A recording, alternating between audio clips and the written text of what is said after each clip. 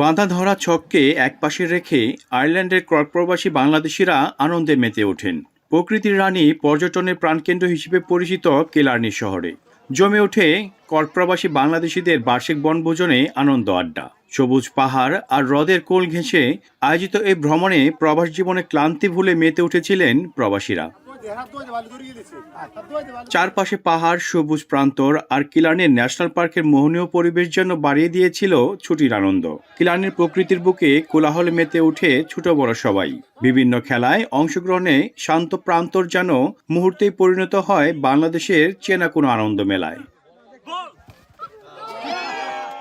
প্রবাসীদের বন্ধনকে আরও শক্ত এবং নতুন প্রজন্মকে সংস্কৃতি ও সৌহার্দ্যের সঙ্গে পরিচয় করিয়ে দেয়াই ছিল আয়োজনের মূল উদ্দেশ্য। বাংলাদেশ কমিউনিটি কর্কের উদ্যোগে আজকের এই চমৎকার আয়োজন।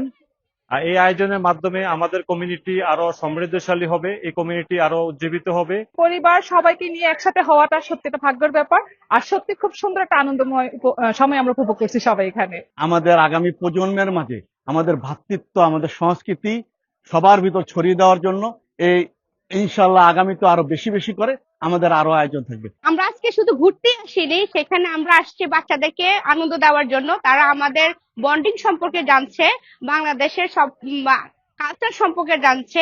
বিশেষ করে আমাদের ইয়াং জেনারেশনের জন্য অনেক ভালো হবে, যারা আইরিশ বাংলাদেশি একসাথে একটা বন্ডিং, আন্ডারস্ট্যান্ডিং, সোশ্যাল কোহিশন, একসাথে মজা, ডিফারেন্ট অ্যাক্টিভিটিস। ফ্রেন্ডসদের সাথে আসছি এখানে, আর সবাই অনেক মজা করতেছে গেট টুগেদারে।